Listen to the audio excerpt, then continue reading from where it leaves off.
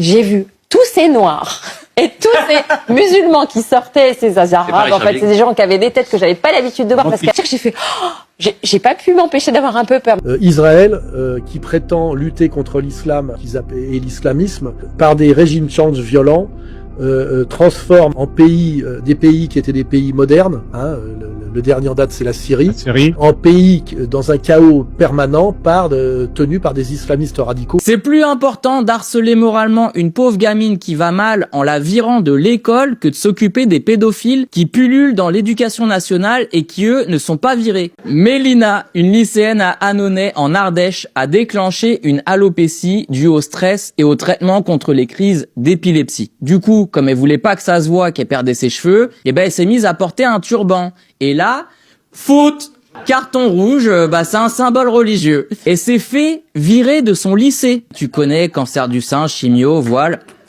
France Travail. Mélina a voulu préserver sa santé mentale en mettant donc un turban. Heureusement que la direction était là pour veiller sur elle, quoi. Qui nous dit que c'est pas un voile islamique ? Il s'appelle comment son médecin, Mohamed ? Ils ont demandé à son médecin un certificat de non-appartenance à la religion musulmane. Comment un médecin peut te donner un certificat de non-islamophobie, quoi ? Toussez, dites ah la wagwa, je le savais. J'ai vu tous ces noirs et tous ces musulmans qui sortaient, ces arabes, en fait, c'est des gens qui avaient des têtes que j'avais pas l'habitude de voir, parce que j'ai fait, j'ai pas pu m'empêcher d'avoir un peu peur. J'allume la télé, je vois Netanyahou. On peut réfléchir à 2 secondes pourquoi il y a un criminel recherché par la Cour pénale internationale qui est sur ma télévision, en fait. Bon, je pose sérieusement la question. Comment c'est possible ?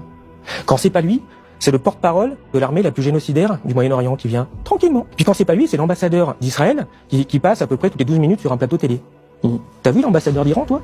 L'ambassadeur du pays génocidaire, il n'y a aucun problème. L'ambassadeur du pays agressé, on va quand même pas donner la parole à ce type-là. Personne ne regrettera ces types-là. En Europe, sans doute. Et pendant qu'ils étaient tous en train de dire cet élément de langage-là qui tournait en boucle, moi je regardais, j'avais des dizaines de billets de manifestants chiites, très énervés, dans toute la planète. Dans tout l'Iran, dans le Pakistan, dans le nord de l'Inde, au Liban. Il a l'air de s'occuper que des femmes iraniennes, qui à mon avis vont pas aller beaucoup mieux dans les semaines qui viennent. Tu noteras que dans les éléments de propagande, on n'entend jamais libérer la femme saoudienne ou la femme qatari, je sais pas pourquoi. Pour libérer la femme, le premier truc qu'ils ont fait le premier jour, ils ont tué 160 écolières iraniennes. Alors tout l'Iran l'a vu, t'as bien soudé le peuple iranien derrière son gouvernement, même s'il aime pas dans ces conditions-là, parce qu'ils aiment encore moins quand on leur tue 160 petites filles. C'est pas l'Afghanistan, l'Iran, hein. C'est pas l'Afghanistan, même pour les femmes là-bas. Hein, il y a beaucoup de femmes qui sont éduquées, il y a beaucoup de femmes docteurs, il y a beaucoup de femmes. C'est pas l'Afghanistan du tout. Il y a plein de femmes ingénieurs. Les missiles, il y a plein de missiles qui ont été faits par des femmes. T'as la France, l'Allemagne et l'Angleterre qui ont condamné l'Iran. Il n'y a pas un mot qui condamne Israël et les États-Unis. Premier tweet de l'armée israélienne, Israël a le droit de se défendre. C'est-à-dire que les types, ils agressent l'Iran, mais te disent on se défend. Mais c'est ça, mais c'est un monde orwellien qui devient dangereux psychiquement. Je pense que c'est ce qui fait aussi qu'on va mal collectivement. Il n'y a plus de respect pour la vérité, pour la réalité. On est en démocratie, c'est nos démocraties. C'est-à-dire que notre président de la République, il a 12% de bonnes opinions, 80% des gens ont envie qu'il se barre, on nous dit on est en démocratie. Bon, rien à attendre des grands médias, quoi, une trahison de l'information classique. Pas répéter 1000 fois le mensonge, ça en fait une vérité pour nous. Mais ça en fait pas la réalité. C'est de l'intimidation permanente. C'est des gens, ils te disent, tu vois cette table, elle est pas blanche. Si tu dis qu'elle est blanche, t'es antisémite, t'es méchant, tu soutiens le régime islamiste, tu veux que les gens y meurent. Mais là, il faut tenir une ligne. La table, elle est blanche. Elle est pas noire. Elle est même pas grise, elle est même pas un peu grise. Si t'as des amis, quand tu dis qu'elle est blanche, ils sont pas contents, ils te disent machin, change d'amis, la table elle est blanche. Clairement un média qui devient dangereux dans la situation politique et dans la société que nous voulons construire. J'ai vu tous ces noirs, tous ces musulmans, ces arabes, en fait, j'ai fait, On le voit bien. C'est-à-dire que ce sont des récidivistes en puissance, c'est pas les premiers faits. Ils ne cessent malheureusement de le faire et nous avons l'Arcom, qui d'ailleurs, on a attendu bien sûr le gendarme de l'audiovisuel. Voilà, on a attendu que les parlementaires saisissent et l'Arcom aurait très bien pu s'autosaisir. Aussi, quelle forme de lâcheté là-dedans. Ils auraient très bien pu s'autosaisir. Ils ne l'ont pas fait. Ce qui est un acte quand même qui est grave. Dans l'état actuel, c'est purement factuel. Je pense que CNews est hors la loi. La loi de 86 prévoit un pluralisme interne dans chaque chaîne de télévision. Cette loi de 86 aujourd'hui, pour tout un tas de raisons et que je ne détaillerai pas, elle n'est pas respectée aujourd'hui par CNews. En fait, ce que tu vas faire, c'est que tu vas aller filmer des boucheries halal, tu vas aller filmer des gens en djellaba dans la rue. Ensuite, tu vas aller tendre ton micro à un représentant du Front National. Lui, il va te dire assez facilement que selon lui, il y a effectivement des fanatiques religieux dans les rues de Roubaix. tous ces noirs et tous ces musulmans qui sortaient, ces arabes, en fait. Donc là je suis sidéré par ce qu'il est en train de me demander.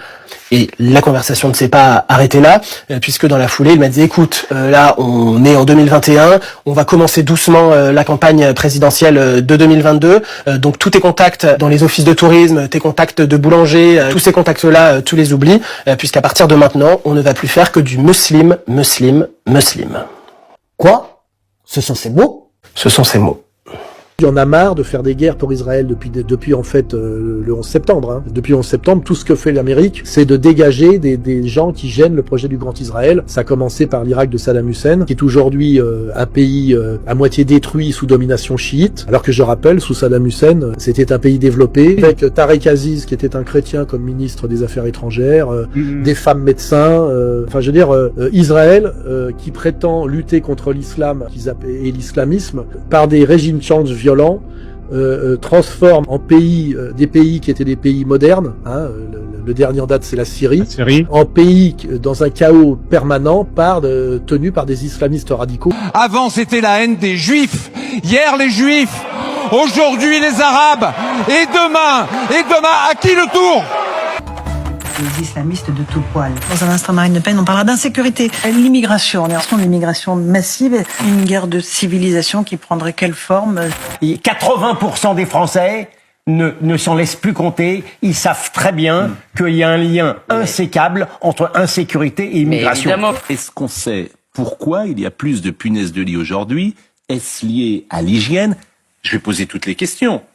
Il y a beaucoup d'immigration en ce moment. Est-ce que c'est... C'est Karine Le Marchand quand elle était jeune, avec Passy. À l'époque, c'était la fiancée de Passy, le rappeur. Karine Le Marchand avec le footballeur Lilian Thuram.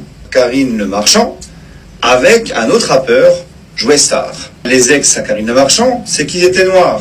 Tous ces noirs et tous ces musulmans qui sortaient, ces arabes, en fait, c'est des gens... Du coup, Karine, la question que tout le monde se pose, le zboub de tous ces noirs, comme tu dis. Donc quand tu as vu le zboub de tous ces hommes noirs, ça t'a fait peur ou pas?